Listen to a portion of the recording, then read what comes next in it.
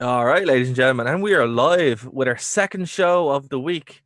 If you're checking this out on the channel, and if you're checking this out on Phoenix 92.5 FM, well, I don't know. Maybe this one will go out, maybe the other one will go out. We'll all find out. But you are most welcome to the Wrestling Rewind here on Nerd to Know Media, Phoenix 92.5 FM, and the True Penny channel.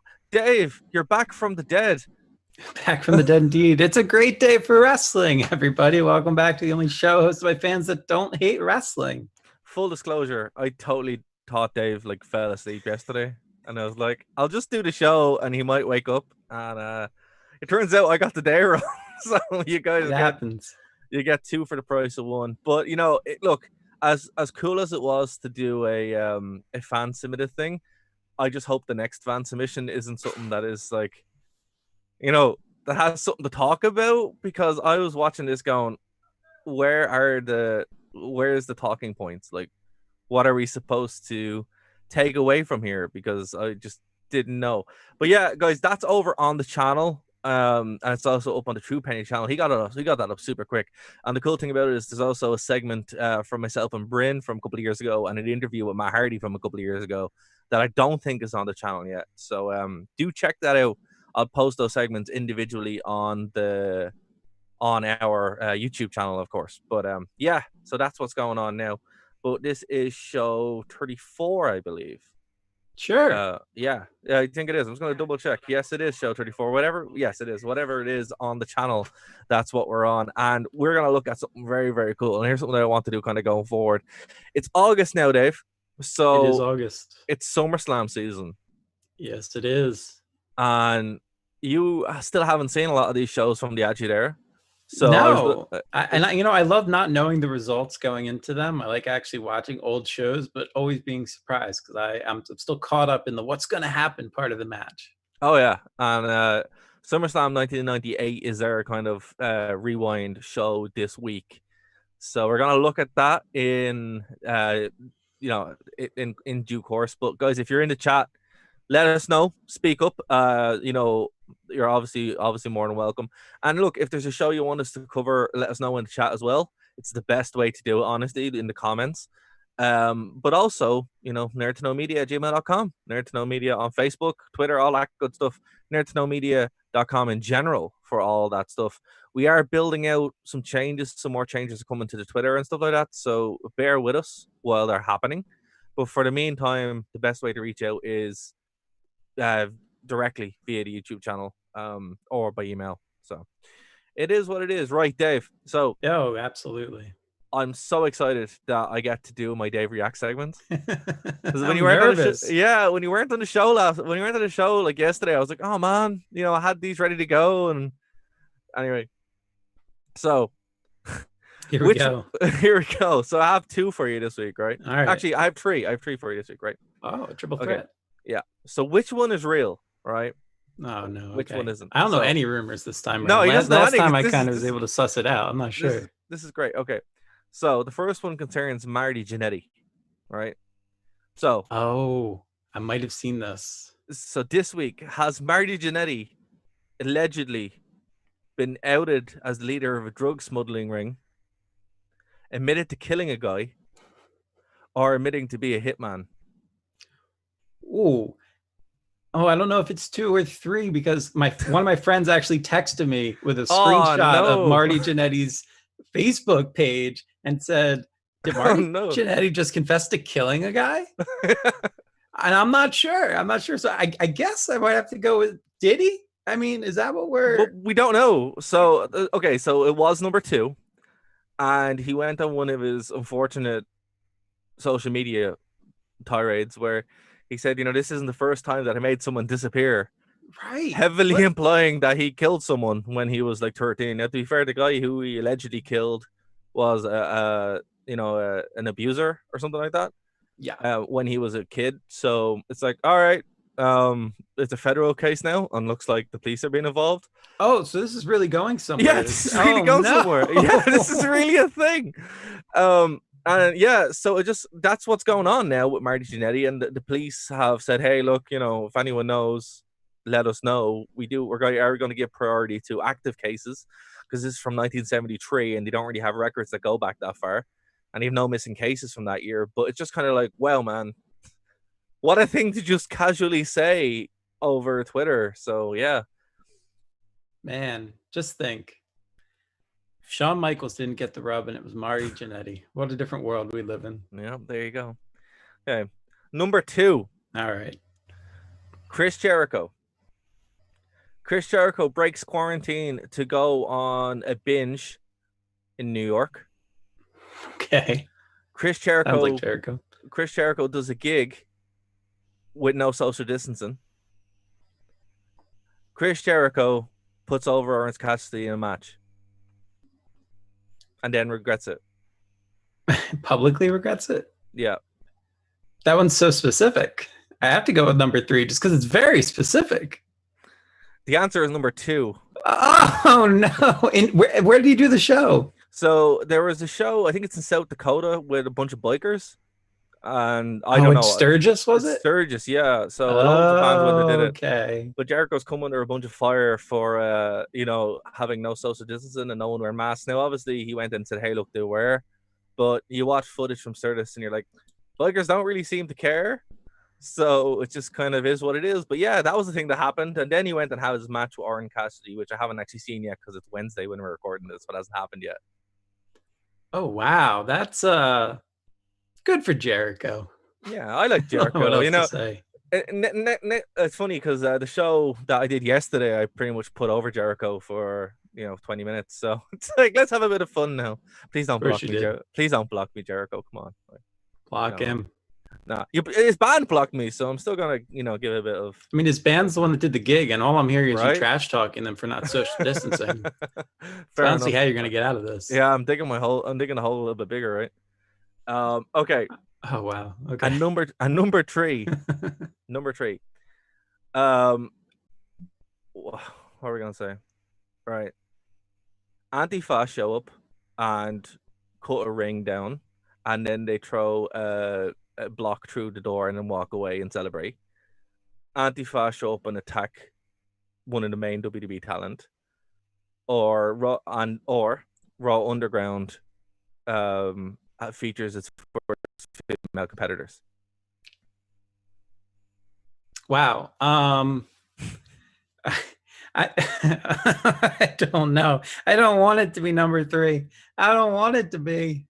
Not after that cage match I just watched. I mean, how can there even be enough? Well, you got the MMA. Well, okay, let's just go with number 3 and hope it's wrestling related. Please tell me it's not number 1. Please don't be number 1. It's number 1 and number 3. All right, first of all, that's nonsense. That is malarkey right there. No, this was not supposed to be 2 choices. No, it's true. I'm sorry. I had to, because everything in that lineup is ridiculous. So wait. So they, yeah. So what did they do? Where was this? So on SmackDown, they showed up at the end of the show, and he had like the lamest chainsaw of all time, like a little mini chainsaw. And who was this? WWE's Antifa group. Oh, I thought you. I'm imagining some poor indie show has like a ring set up somewhere, and the real ones went there and like, you're not social distance. Mind you, I went to a wrestling show this weekend. It was so nice to see a live wrestling show, and everybody was wearing masks. Everybody was social distance. And gosh, it was nice to get that bloodlust out of me. I really needed it. Don't let that innocent face fool you guys. Dave's bloodthirsty. I am a little bloodthirsty. With his dead match. But yeah, I did talk to the owner though. He's very interested in coming on. But man, I'm looking forward to that. I'm let's excited. get back to this. Okay, so it's WWE's weird. Okay, I got that.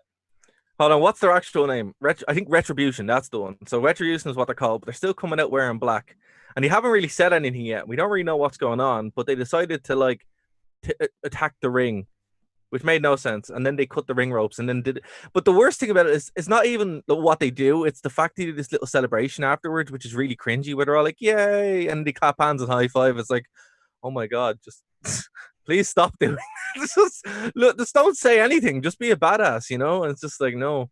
And then on Raw, they didn't attack the Performance Center. They just threw a block through the door and then walked away. and then it cut back to them dancing around the car and high-fiving, and it's like, yeah, this is bad. What is WWE trying to do here? No, I don't even know what they're trying to get over. Or they haven't said anything. There's no demands. It's just like, what are you doing? Is it because of the Antifa thing that they think they're trying to get over? Because it doesn't really make any sense. It's like, what is this? I mean, regular Antifa doesn't make any sense. We've been demonetized yet? Probably. Fair, regular doesn't make any sense whatsoever. So why would a scripted version make sense? Oh man, funny story actually. I was in Dublin there during the week, and like there was a massive protest happening in Dublin. Antifa showed up, and then the cops attacked. Like the cops responded because they were attacking the cops, and I was like, "What's this? It's crazy." So yeah, man, I don't know. Like WWE, I get it. It's understanding that they're like trying to tap into this, but this is all the wrong way to do it, right? It's like, because they haven't said anything. We don't know who's in the group. We don't know what they're trying to get retribution for. Right. And it's like, okay, but fair enough. Take that aside. I hope this isn't one of those big reveals that the WWE is like, we've got a cool idea, but we don't know who we're going to reveal it to be. So we're just going to run an angle for a couple months. Yeah, and then we'll figure out who it is. That's what it is. So we don't even know who's in it. And Meltzer's came out and said, hey, look, anyone who's portraying the group right now, they're not even who's in the group. I hate when WWE does this. Yeah, so it just makes no sense. So what's probably going to happen is it's going to be Taker and Sting is what's going to happen. Oh, well, I did hear that Taker and Sting are probably going to come back as a tag team and win the belts. Yourself. No, I heard it. I censored myself there. Right to censor. But here's another one, right? Oh, God. So what happens if you go on to righttocensor.com now? Do you go to a hardcore pornography site, go to a kitten website, or go to the AEW website? I mean, you're not allowed to check it. You have to guess. That's not how this works. Well, you can't hear my keyboard cacking, my keyboard clacking. Why would they buy that domain? I don't know, but that's a thing. So yeah, for anyone who doesn't know, it redirects to the AEW website for some reason. So yeah. I assumed you weren't just going to be passing out a porn link on our show, so I figured I was safe to go in there. And I always like kittens, but yeah, okay, fair. What is this? Yeah. Oh, Moxley's the world champion? Well done. Well done. Dave doesn't watch wrestling. It's recently, he really doesn't. And I hope he doesn't, because then the segment will be, gimmicked. It's all real. It's a really nice looking belt. Yeah. That's when Bret Hart presented. See, I know little. I watched their pay-per-views. I work at nights. Hopefully not for more than another couple of weeks, but I work at nights. No time. There we go. So it was worth hanging on to Dave React segment. It was fantastic. But yeah, look, do they own right to censor? Is there any members in TNA? Sorry, AEW. Freudian slip right there. It was a Freudian slip. That own right to censor, or that were in right to censor? Is Al Snow? No, Al Snow isn't there. Sean Morley isn't there. Stevie Richards isn't there. No, they're all in TNA or elsewhere. So. It is literally just, I think the domain came free. Like WWE probably should have kept an eye on that and bought that, but this happens all the time. This is called this actually, for anyone watching, not advocating this, but it's called domain squatting, where if you pretty much just buy a domain or whatever, you can get domains for a couple of euro. Mm-hmm. If you want to buy, if you're smart about it, if you like know a movie's coming out or something, buy the domain, and then they'll come to you and give you X amount of dollars. Sure, even I think Amazon went down one time and they had to negotiate buying Amazon or whatever. There was a South Park episode about this where Cartman bought the domain for the Dallas Cowboys. Yeah, it's a thing that happens a lot.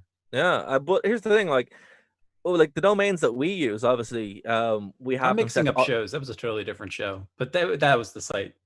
I don't know. You know what I think about South Park? There was so much South Park gear worn during SummerSlam '98. We'll get to it. Don't worry. I need to know what was going on. Yeah, but here's what I don't understand about it. Like, domains auto renew. That's what I find weird. Like, I have our domains to auto renew, so it's like, do you not care? So I don't know. WWE dropped the ball on that, and it's just a funny meme. Okay, and the last thing I have, Dave, to talk about before we go over $7,000 obligation match. What is this? Chris Jericho versus I don't know what's going on in wrestling. Why do I have a podcast? Well, okay. Basically, that's the whole Orange Cassidy thing, where Okay. it's like if whoever wins has to pay $7,000 because Chris Jericho's jacket. Okay, sure. Why not? Yeah. So that's what's going on there. Orange Cassidy's the dude with the skateboard, right? No, Orange Cassidy's the guy with the sunglasses. He doesn't talk. Oh, right. Yeah. Okay. Yeah. Darby Allin. Okay, now it Darby makes Allin. sense. I got it. Yeah. Right. Actually, that is the last thing that I had to talk about. All right. Okay. Let's kind of swap gears here, right? So obviously our fan pick was Raw, and we did that yesterday. So I'm really check it glad out. I missed it. Apparently, it made my World War III selection not that bad of a selection. No, that's still a bad selection. I could watch the show and actually see the main event. It just wasn't a very good main event. Actually, it's funny because it had Shawn Michaels versus Marty Jannetty, and I was like, "Oh, this is kind of funny based on the what's going on." So weird. And also had a oh, what's the guy's name? The guy that died this week. Can't remember his name. Oh, Kamala. Yeah, I had a match with Kamala, and I was like, "Oh wow, this is really like topical for this week." Anyway, okay, so I was like, right, let's talk about SummerSlam, and we'll probably go through a couple of SummerSlams while we're going up to. I think SummerSlam is not next week; it's the week after, the 23rd or 24th.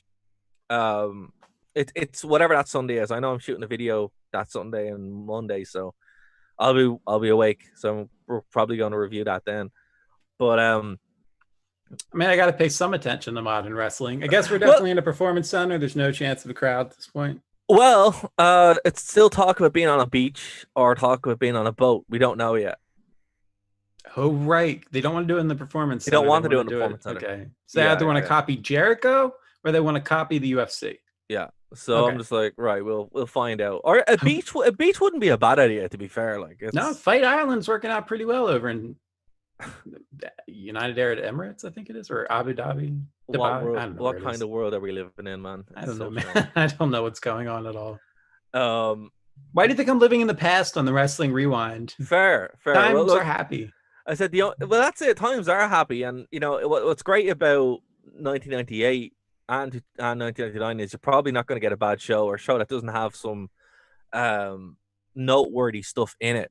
And I actually forgot SummerSlam 1998 like a lot. It's one that I don't know why I forgot it. Like, obviously the big takeaway from this is the ladder match with Triple H. For you, of course it was. Yep. No, for everyone, because it's one of those icy matches that people point to that everyone's like, this is the best ladder match. What? No, it's not really good. Yeah, it's not because it has Triple H in it. It's just because that's what it is. It is. All right, fair. But, it's one of those matches that everyone will point to, say, hey, look, this is the great ladder match. And up to this point, it was one of the best ladder matches because we didn't have the Hardys, we didn't have the Dudleys, we didn't have Edge and Christian yet. So it kind of was that standard bearer up until, the following year when the whole concept of the ladder match just went crazy. But the innovation's so interesting. Yeah, 100%. What I like this whole, I like pretty much everything about this show. This was in New York, so up at your neck of the woods. Yeah, Madison Square Garden. Have you been Mecca? Have you been to Madison Square Garden? Yeah, one time I passed out on the steps in front of it. I got like heat stroke. So you never attended a show at it? I've never attended. No, I have not. That's strange. Like I live right near Philly, and that's also a really big place for wrestling. So we have but yeah, like I've stayed beside you. I've stayed beside Madison Square Garden in a hotel there, but I don't know. I would love to go see a show in Madison Square Garden, but all right, well, let's go next week. I'm sure they're open. Dude, I can't leave the country, man. I can't go to New York. Yeah, the country. Yeah. The sadness of the modern world. The sadness of the modern world is so upsetting.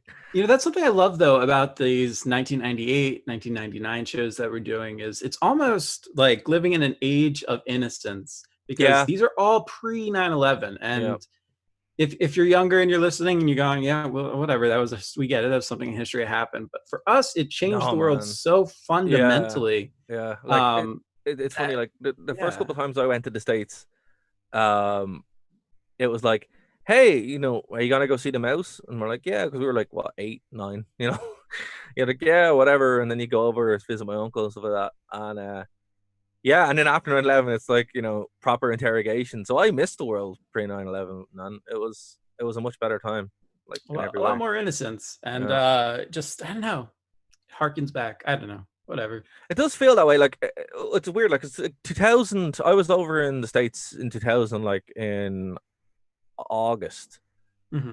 and September. My uncle got married in September, so I was there like, around that time. It's just weird to think back. This is weird. Well, actually, that was 2001. I was there, in September, and then 2000, there in August. So it's weird, man. It's a weird time to kind of think back. But this show is one that kind of gets lost in the shuffle because it's like the transition period from like 1997 wrestling, WWE, to 1999 wrestling, which is completely different. And what I liked about this show is it's like one that's kind of sandwiched in between. They fully haven't reached Attitude Era yet, but you're still kind of like really there. And a lot of the people in it, you're like, oh, okay, this is strange. And you wouldn't see them again because they'd be gone by 1999 and replaced by somebody a lot better. And then by 2000, replaced by somebody even better again. But it had a lot of stuff that I really liked. It was kind of the main true line of this show was every single talent had a story, everyone had something to do, and everything felt important. It was weird. Monster Mutt chimed in there. I was in the US in July 2001, 2 months before 9/11. Completely different the next time I went back in terms of security and atmosphere in the airports. Yeah, it's sad reality. And I wonder what it's going to be like after this health emergency is finished, It's I have to wait till November to see. Yeah, not fun. Not fun. Not fun. Okay. Speaking of Antiva now. Okay, here's 3 dark matches, and I wish we actually got to see them because they look pretty fun. Too Much versus LOD 2000. Gangrel versus Dustin Reynolds, who's Goldust. And thank you. The Disciple. Well, some people might not notice. The only good member of the Reynolds family. Right, we covered that last week. Yes. We did. And the Disciples of the Apocalypse, 8-Ball and Skull, defeated Bradshaw and Vader. That match I'm kind of glad we didn't see because that sounded like it sucks. But yeah, man, so the show kind of started off really hot with a D'Lo Brown Val Venus match for the European Championship. Super good. Really just gets such a great reaction. All the time, such a great reaction. Everyone's over. There's no one on this show who is like not over. Well, we'll talk about the oddities in a second. I knew you were going to mention the oddities. Well, as soon as I said it, I'm like, he's going to bring up the oddities. Well, the oddities, they weren't around for very much longer, and that's the reason why. But everyone else kind of got over, and they gave the opportunities to do so. And you think about it, like, it's weird because like D'Lo and D'Lo, The Rock, and Owen Hart all come out to variations to the Nation music. And you're like, why are you coming out to The Rock's music? And you're like, oh yeah, wait, that's the Nation's music, and that The Rock kind of adapted. So it's weird to kind of think about that. And Val Venus, I love the commentary. Like, there are so many moments going, oh wow, oh, we're back again, here we go, with the King just making some horrific statement. Now, to be fair, they weren't misogynistic really that much. There was just a lot of innuendos. One of the best ones was, Val Venus, how does he keep rising up over and over again?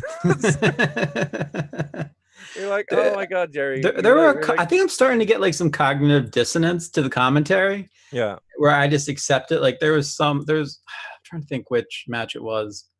The one where Mark Marrow like slams Sable onto Mark Marrow. Marrow slams Sable onto Mark Marrow. No, whoever it was slammed him onto her, and Jim Ross made some comment like, "Oh, I bet every man in America wishes they were Mark Marrow right now." Yeah. It's like, all right, okay. We don't get that anymore. I find it very disturbing when Jim Ross joins in on that kind of stuff. Right? Like Jerry Lawler, he's like the creepy uncle, so you expect it. Yeah, but Jim Ross is like the grandfather. Exactly, like Jerry Lawler is like Joe Biden. You expect him to be creepy. But speaking of Kamala, but you expect it. Like, you're like, oh yeah, he's gonna say something horrible, and everyone's gonna be like, oh, okay. But when JR comes in, you're like, oh no, don't, you, man, don't. No, don't. You don't need to lower yourself to this. You're already really respected. I do love the dynamic though. Yeah, I they like that are they like, actually work off of each other and they actually try and push storylines along and play up the heel, play up the face. It hmm. just feels so much more realistic than Corey Graves just shoving stuff down our throats. Like, all I oh, you like remember, Mandy? I get it. all I remember about Goldust was he knocked down Stone Cold Steve Austin. Well, once the that's probably a good thing. Goldust has some really good moments later on, but his earlier stuff is, let's put it this way: Vince McMahon wanted to pay for him to get fake boobs put in.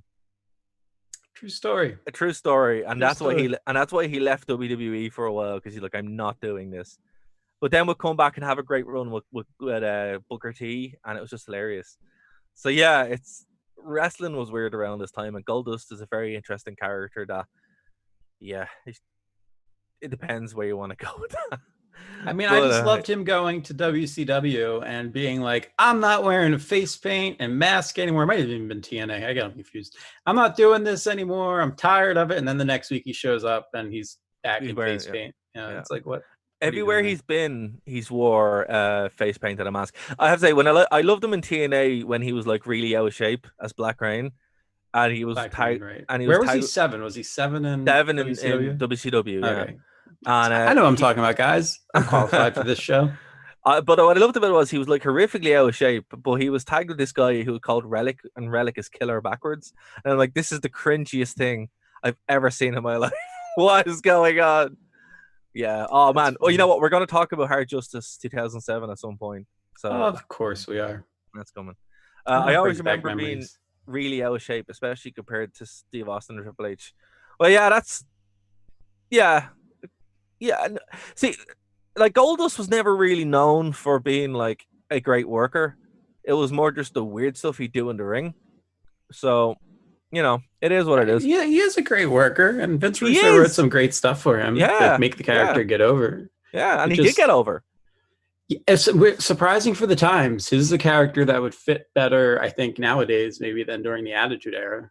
In some Well, it respects, depends. in other respects, he'd probably get canceled. So I don't know. Well, you see, that's the thing. Like, a lot of the stuff that he would do, yeah, it gets you cancelled now. You wouldn't be able to do it because it'd be hate speech or something, Yeah. And Maybe if you that's did, why they're able to get away with smashing the wall of the performance center and such. There's like, we're on your side. yeah, maybe I don't know, but like a lot of the stuff that Goldust would do, he'd be a heel, and I don't think presenting somebody doing what he would do as a heel would be a good idea. It's like the same way bringing back the Nation now would be a really bad idea as a heel group, but you also can't put it as a face group because of the connotations of those angles are very dangerous in the wrong spin, in the wrong narrative, and that's just, you don't need it, which is why we end up with such lame milk toast stuff now. Wrestling should just be wrestling, and then you can just do whatever you want, but that just doesn't work nowadays. But back here, yeah, Goldust could do whatever he wanted. He could be ambiguous with everything and really kind of play up that psychological. I did like the fact that when he came out and would do the weird stuff, it would actually freak people out. And then he'd come out and actually win the match, and you're like, "Wow, it's actually he's playing this ring psychology." So that was kind of the idea was good. Vince Russo, I think, just pushed it really far. But anyway, Yeah, I mean, he was writing the script while watching Jerry Springer. I mean, that's a well-known fact. So what do you expect? well, there you go. But the D'Lo Val Venus match, I really enjoyed it. It was a super competitive match. Totally forgot why D'Lo Brown had that vest. It turns out it was from an injury, and he just never stopped wearing it. I see missed potential with Roman Reigns here. They should make a deal out of Roman Reigns' gear and make him like yeah, get an like extra, like put some like little studs on it or something. Yeah, load the gear so you can add extra impact. Yeah. But yeah, Val Venus again was in here. This was still very early on in all their runs. Like Edge appeared in the crowd. I was like, who's Edge? So it's like, well, okay, we're really kind of seeding here. What I liked about this was, even though this was like an early match for the European belt, it firmly established, here's the crop of guys you're going to have. Here's what this tier of wrestling is going to be about. Here's what we can expect. And you just don't get that nowadays. Guys just show up and do stuff. It's like Edge showed up for like what, a second, and you're already like, oh man, who's Edge? What's going on? Why is he Why did you That want to get involved in, crossbody over. Oh, that was in his match later. Never mind. But yeah, I just didn't understand Val Venus going after the referee at the end. Like, why would you want to do the money shot on a dude? I'm confused. I don't know. The referee got way too involved for my liking, where he like pretty much cost Val Venus the match. It's like, hold on, you're upset that he's wearing the vest, but you weren't upset that D'Lo was wearing the vest. That doesn't make any sense. Like, it's just dumb. That's booking 101. Oh man, so dumb, so dumb. But yeah, like a great match was kind of undone by bad overbooking. But you know, we let it go. It kind of heated everything up. The next match did not, but Kai and Tai were there, so Kai and Tai are fun. But man, the oddities: Giant Silva, Golgotha, Kurrigan with Luna Vachon, Shaggy 2 Dope, and Violent J. ICP in the house. Oh man, I forgot ICP were there, and it's just like, yeah, well, this is so 90s. But it's like, it's so underground 90s because it wasn't mainstream yet, which is why, like, a couple of years later, they just would not want to go near ICP, which is why they started their own wrestling promotion. I think very successful one, actually. Oh yeah, it's still going actually as well. Probably. And then Kai and Tai with Dick Togo, Men's Tiaki, Sho Funaki, Taka Michinoku, and Yomagasi-san. Very well done. Very well done on the pronunciations. I'm impressed. I'm trying. Like, look, I can do Japanese a little bit. Other ones not so much, but I do try my very best.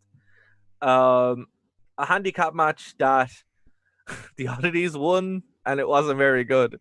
Don't watch it. It was terrible. It was I'm trying to be nice here. It wasn't the worst wrestling I saw all week. That kind of goes to that Raw and those 2-minute matches. So this wasn't it, and I enjoyed the commentary from King and Lawler, so King and JR. So, you know, it was all right, but definitely not the best match on the card.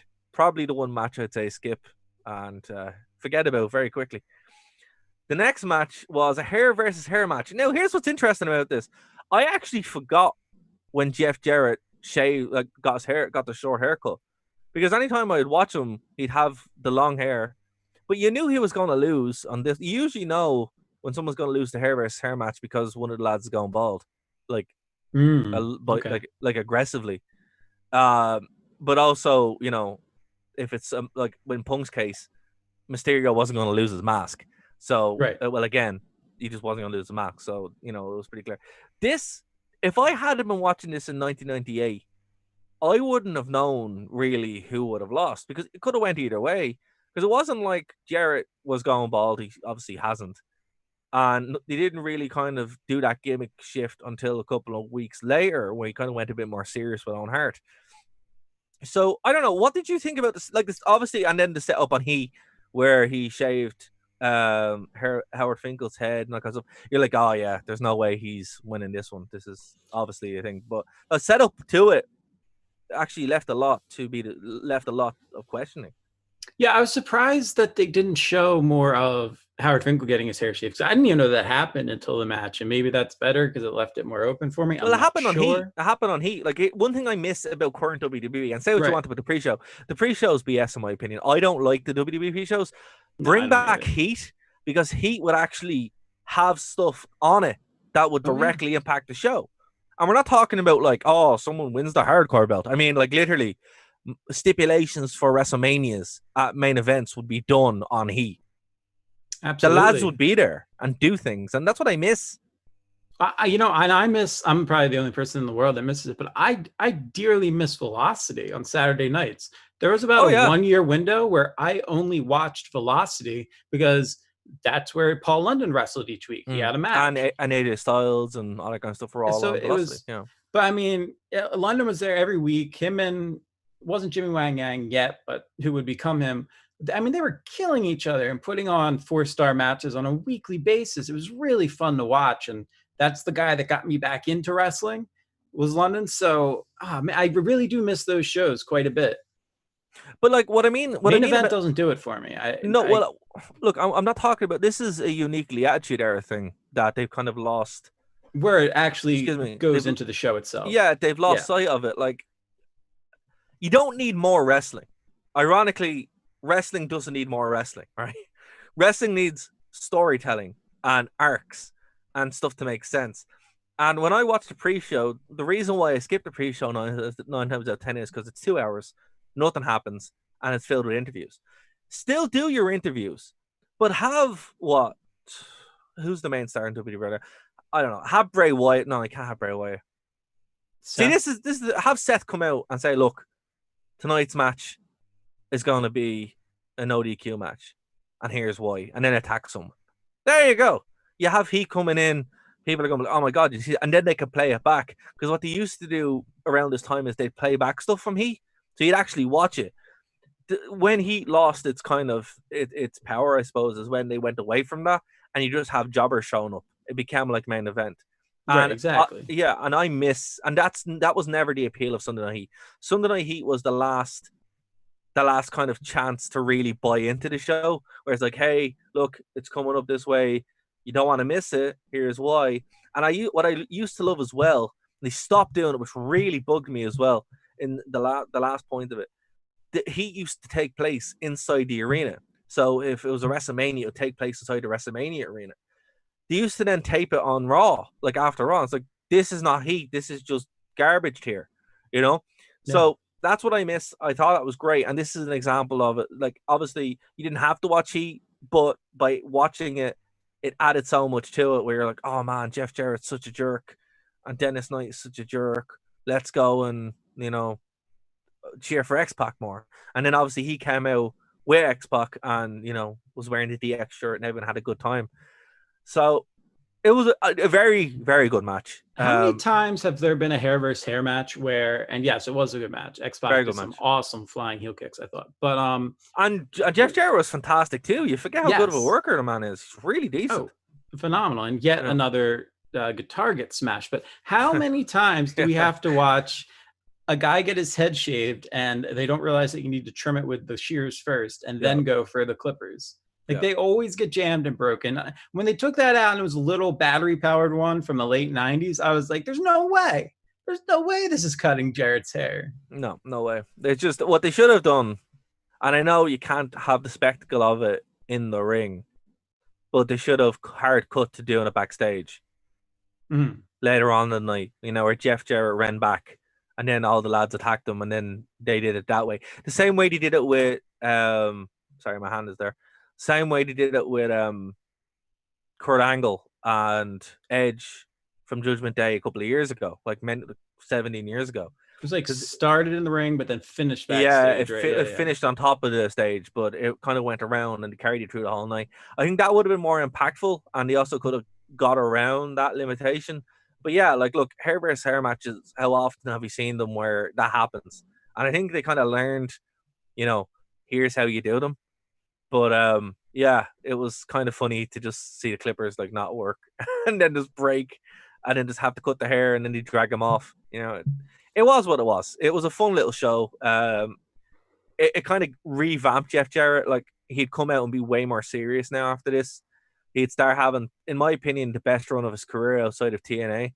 And yeah, so this is where we start seeing the genesis of a much more serious Jeff Jarrett, which we will talk about. Don't get me wrong. We really will talk about late WWE Jeff Jarrett. Because I think he's great. He's one of the best heel characters that they've ever had. One of the best costumes of all time. There's no doubt about that. Well, after this, I think he gets rid of that weird silver thing that always appears on this show for some reason. He's always in it. Just no matter where he is, he just shows up in that. It's like, man, come on. Does nothing for you. Friends reminds me of Zack Ryder's half shorts, half pants thing he was doing for a while. Friends don't let other friends go out like that, and that's why I'm like, no one except for Owen Hart was his friend because Owen dressed him properly. I was like, listen, man, you can't go out in that anymore. You have to wear something less terrible, and he did. So fair play. All right. Your next mismatch, a match that had moments on the commentary that were interesting. We can't talk about this, but wasn't necessarily good, was Edge and Sable versus Jacqueline and Mark Mero. This was a mixed tag team match. Now, remember, Mark Mero and Sable came into the company together. This is when Sable was like the biggest thing in wrestling. And Edge had only debuted very recently. So, Dave, you brought this up. So, talk us through it. What happened and why should we watch it or skip it? I do think it's worth a watch because I look at Sable through 2020 lens. Well, I'd say more like 2014 lens when she was with Lesnar and all that started to go. She's still with Lesnar. No, I know she is. I know she is, but She I'm saying I married him. remember those. Yeah, she did marry him. I now I don't even want to talk because now I just mentioned Brock Lesnar's name and I'm afraid he's gonna like run in here and F5 me, which is worth mentioning because Probably Sable will. does an F5 during this match, which I thought Oh was wow. kind of cool. She does. They called it the TKO. Hmm. I was like, oh, that's a little appropriate that she would do that. That's cool. Hmm. Edge, it's so cool to see a young Edge that's flying around before he like makes this big like leap on the ladders and everything. I mean, he was doing suicide dives over the top rope to the outside, which was absolutely insane. I thought Jacqueline, again, like my exposure to her was in the early 2000s. So Right. seeing her in her youth gave me a totally different perspective on her Yeah, talent. like Same as Sable. Like, I mean, Sable, as you know, I'm trying to think when she became, it's probably when she did the Playboy issue with Tori Wilson, is when I started to take notice of her and like, oh, there's this wrestler. But I was like, oh, who's this old wrestler posing? I don't get this.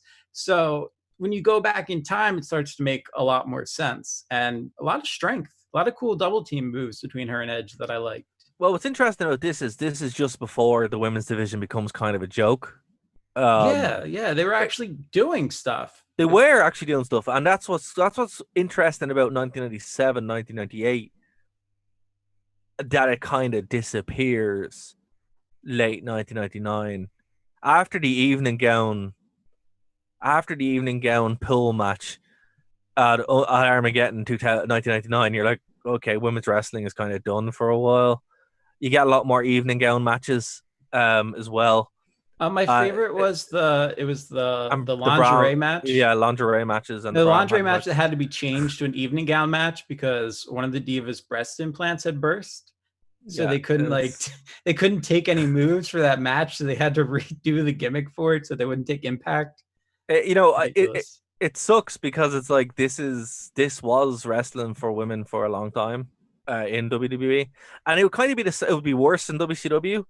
It wouldn't be until TNA where you'd really start kind of seeing that shift, you know. I'm But going yeah, to say something really controversial. Obviously, I like the shift. Nope, never mind. I'm just going to leave it at that. are you gonna say you miss having the variety? Is that what it is? Because you know what, I don't blame you. Because it provided a certain kind of comedy, it provided a certain kind of viewership. Why can't we have listen, both? Like, I agree. I've always been a huge proponent of female wrestling. When I was working for the Sun and that, I would always kind of push the TNA women's division because that was the best thing they had, honestly. And I'm a big fan of women's wrestling, but in the same way, it's something unique that only women can actually do. You know, right. I know they had the tuxedo match, but nobody really wants to watch that. There's You know what not, nobody wants to watch? A Vince Russo book tuxedo yeah, on a chain yeah, match that I saw in person, and it was I literally the fans were chanting "Fire Russo." yeah, That's how bad this match was. I think it was Jay Lethal versus Sanjay Dutt. I think. yeah. See, God, nobody that was wants to. bad. Yeah, it was bad, and nobody wants to It watch was it. But bad. what I think is interesting is you can see because like not everyone is going to be a Becky Lynch, not everyone is Right. going to be a Bailey, not everyone is going to be even a what's your woman's name? The really tough one. I mentioned her earlier on. Ronda Rousey. Oh, we got Ronda Rousey. Yeah, not everyone's going to have those skills to be able to do it, but I would say that there is a market for these other venues. And the problem with women's wrestling when you go into like 2003, 2005, they started picking models to hold belts and stuff where you're like, listen, they can't work. I don't know what you're doing. You open the door. I'm going to say it. Alicia Fox is on the WD roster because John Alicia, Laurinaitis was going through a magazine and pointed to her and said, "Let's hire her." And she's going to end up in the Hall of Fame, and she's the crappiest wrestler in the world. The only good thing she does is the Northern Lights suplex bridge, which I'm a sucker for. But then the Young Bucks ruined it during that Stadium Stampede match, so I don't even care about that move anymore. Fire her. the only match I ever walked out of was an Alicia Fox match. I was at a SmackDown or a Raw with Gary in Liverpool, I think. And I'm like, I have to leave. And he's like, why? I'm like, because Alicia Fox is coming out and I can't handle that. So I went So down bad. and I was just like, this is terrible. And it's the only match I actually left and came back. And I was like, it's over now, right? We've gone. Yeah, if you Terrible. go and It's scroll around terrible. on YouTube, like somewhere in the archives, there's a video of me singing a song about how much Alicia Fox sucks. Yeah, That she's not exists good. on some random YouTube channel I had years ago. But what I'd say is, for someone like that, having because look, all these stipulation stuff, they're all tools, right? Right. Having an evening gown match or a lingerie match or something. Maybe not that because well, we're not PG anymore. In the toolbox, you're like, well, you know what? Okay, you could book that well, and you could use it. Taking it off the table, I think, was a silly decision, and I get why a lot of the women probably wouldn't want it because it is, for a real wrestler, it's probably the meaning, and I totally get that. Yeah, and I'm not saying I want a bikini, what they used to do, like little bikini things on Raw each week contest. Yeah, I don't need no that. one Memorial wants Day, that. we don't need to see it. No, that's not what we're saying. We're just saying there's just like there's cruiserweights and there's big guys. Like, why can't there be different segments of the women that you employ? Like, it would Exactly. be fun to see something between the managers. Oh yeah. Well, look, know? the Bellas can't work, but No. no one would say, hey, I don't want to see a match like that with the Bellas because you're like, well, look, and then they'd help them get over. It's about getting people over, and Right. by forcing people into a situation that they can't actually work in, it just ruins the product. And I think it's maybe something WWE should probably consider at revising their policies on that. But hey, look, it is what it is. Let us know what you think, guys. If you disagree, totally let us know. If you agree, go for it. It's Welcome to the it's team. exactly, yeah. My favorite match is coming up next. Speaking of concepts that they got rid of, and I don't know why they got rid of, because it's probably the most underrated match in WWE history. God, you didn't like this. There's no way you like this. Ken Shamrock defeated Owen Hart in a Lions Den match. Why didn't you like it? No, why please didn't tell you me. like? Why didn't you like it? It had everything. It had Ken Shamrock. It had a cage. It was great. Okay, I'm gonna get all right. All right, I'll give props where props will argue. It was so unique, Shamrock, dude. It was so unique. It was so unique. It was so like. Here's the thing, right? If they had that as like a SummerSlam, because they do it next year in SummerSlam as well. I mean, isn't that what the Underground Fight Club? That's all I was thinking during watching this match. Is oh god, is this what? Well, that's what they should do. They should just bring back the Lions Den match and hire Ken Shamrock. Oh my god, that's what they do, right? Hire Ken Shamrock to get Frank Shamrock. Honestly. Well, Ken Shamrock's working in Impact at the moment, so they could probably just throw. Oh, for crying out loud! They could probably just throw a sandwich and and he'd come. So look, WWE, hire Ken Shamrock to be the running the underground thing and bring back the Lions Den. Now, I did like Ken Shamrock jumping off the ring. It was so cool. At one point great. for that, I thought that was a great move. I find it odd when you're going for an MMA style match and then you stop pounding the guy and get him up into a suplex. It kind of takes me out of what you're trying to create, which is kind of what I'm worried about with the the new. Well, that's the same thing that's the same thing that's happening now with Underground, where they're doing wrestling moves. Yeah. It just I don't get now that also. I just have a weird place in my heart when I watch, and no pun intended, but when I watch Owen Hart matches, I have a very difficult time watching them, especially coming up to the end of 1998, because in the back of my mind, I see this kid who's doing great things, and I know what's about to happen to him. No, don't do that. Don't do that. That's your problem. It's very. I know, but you won't enjoy. You won't enjoy it if you keep doing it. It's like watching Benoit matches. You just have to have that degree of separation. That's what holds me back, I think, from really loving these matches is the hindsight. Because this match taken for what it is. Yeah. They do some really great things. Like a lot of innovation. The presentation, I loved having just it there in the theater. I was like, oh my God, this looks so good. And it's something so small. It's like just use more of the arena. And then, just Ken Shamrock, obviously being Ken Shamrock, working with Owen Hart, who's able to do these fluid submission combos. You're like, this just looks fantastic. These guys put on one of the best fake shoot matches that I've ever seen. And this is one of them. Now, the one that would happen a year later isn't as good. It's kind of hokey. This is probably the best Lions Den match that you'll ever see. Yeah, and I like the fact that the fans were really hyped for it because this was yeah. the only match they saw that SummerSlam. I'm led to believe because they No, were in but a different theater. there were screens, so they probably watched the screen. Yeah, but I mean, you're in the same building, but you're watching. It's like going to the movies versus being in the actual arena. Fair, but You know I what I'm think, saying?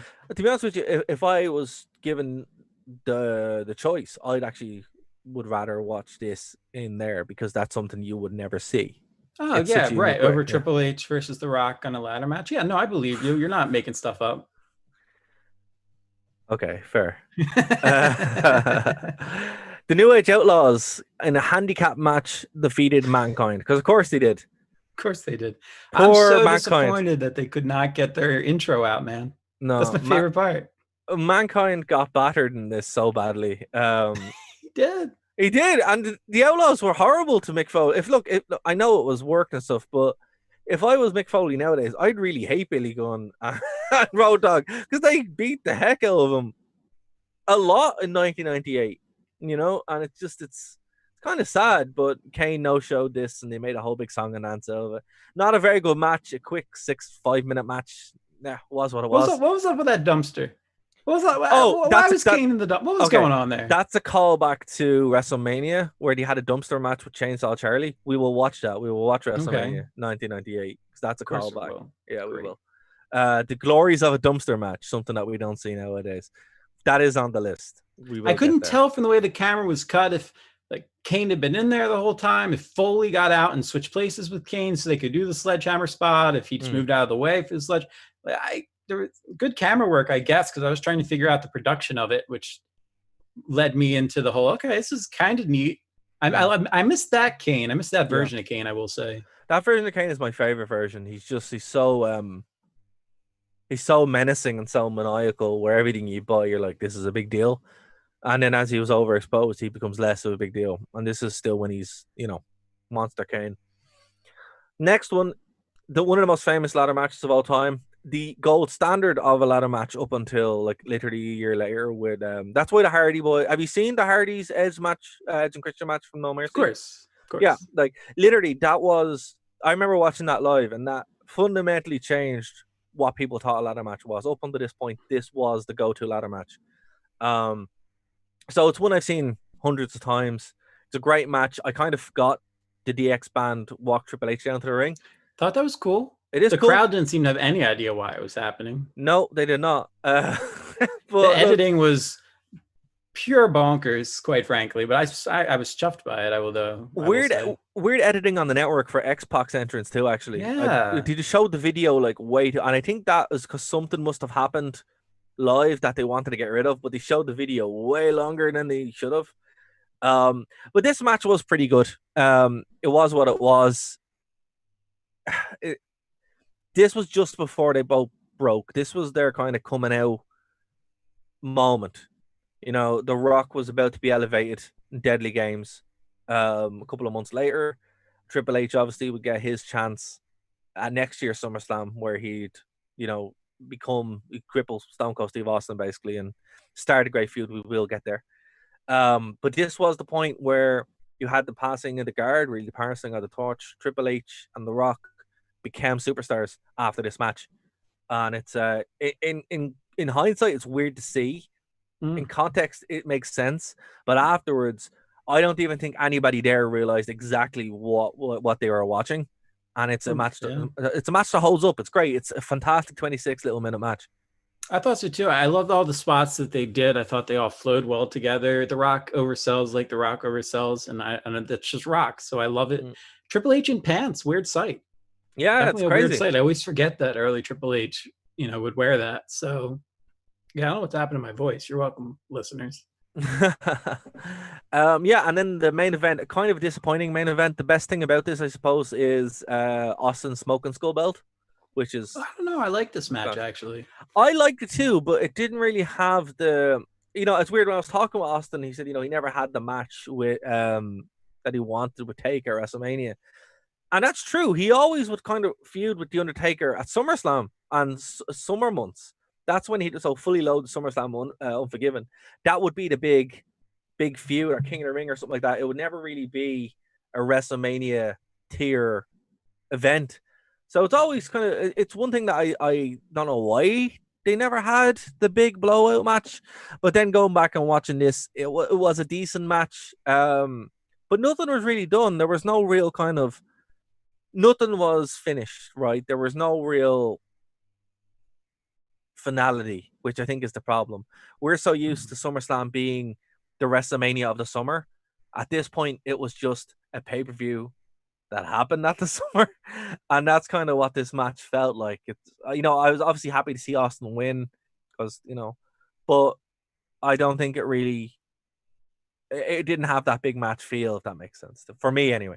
No, but I will say it was cool to see Taker at that age because oh my gosh, the way he would fly around the ring, fly outside the ring was absolutely unbelievable. Yeah. And now you understand why he had so many surgeries over the course of his life. And even Stone Cold was a lot more rambunctious than in 98 than we would see after multiple neck surgeries and back surgeries and spine all surgeries and that kind of stuff. Yeah. Like, so I think that was my overall theme of this show, even going back to like D'Lo versus Val Venus. They're in their late 20s. Like a lot of the people who we look at today who are wrestling in their 40s, seeing them in their 20s provides a whole different perspective.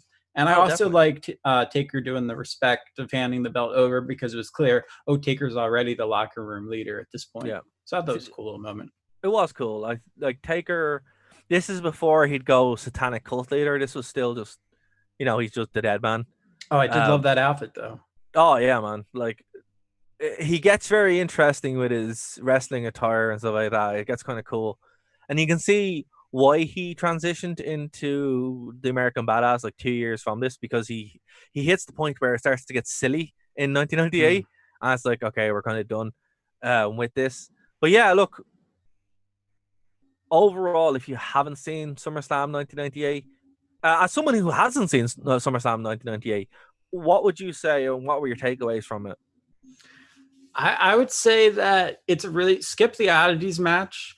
But other than that, I thought the whole thing was definitely worth watching. It kept me entertained. I fully expected to fall asleep during it because I always watch these things like when I get home from work. And I was like, no, I'm really into this show. Madison Square Garden always has a special feel to it. Yeah. Stone Cold's the eruption when he comes out. I mean, nothing matches that. No way. Triple H also got a fantastic ovation. So and the Lions Den match, as much as I was trying to pick on Dare for it, actually is a really good match. And it's, if you like looking back in like a little time capsule of your pre-2001 world and your favorite wrestlers as kids, really. I mean, they're younger than we are now, which is crazy to think about. So it was one of those really fun shows that at the very least you're getting your network subscription money worth out of. This is your definitely that's what this show kind of is. It's actually making me use my network subscription for what it's supposed to be used for. So look, next week we'll probably we haven't decided yet. Let us know what you guys want. We might run a poll or something like that. It'll either be SummerSlam 1998 or we might do a WCW show again. I don't know. Let us know in the comments below. We'll put up a poll because we can actually do polls on YouTube, so we'll do that. And yeah, Dave, is there anything you want to plug before we get out of here? Follow me on Instagram. Oh, I almost did it. Follow me on wherever it is on Instagram at @TheDaveStevens. But actually follow me on Twitter. I don't want to lose. It's the same handle. I talk about wrestling sometimes if I show up. I don't know. Fair enough, guys. If you want to keep in touch with us, you can. nerdtoknowmedia.com is where you can check everything out. Please like, subscribe, hit the bell. That really helps us out a lot. And yeah, we are available anywhere that podcasts are available. And sub to the channel. We're going to have a lot more content coming up, and we'll see you next week here on the True Penny channel, Phoenix 92.5 FM, nerdtoknowmedia.com, and of course YouTube, Twitch, and all that good stuff. This has been the Wrestling Rewind. Bye guys.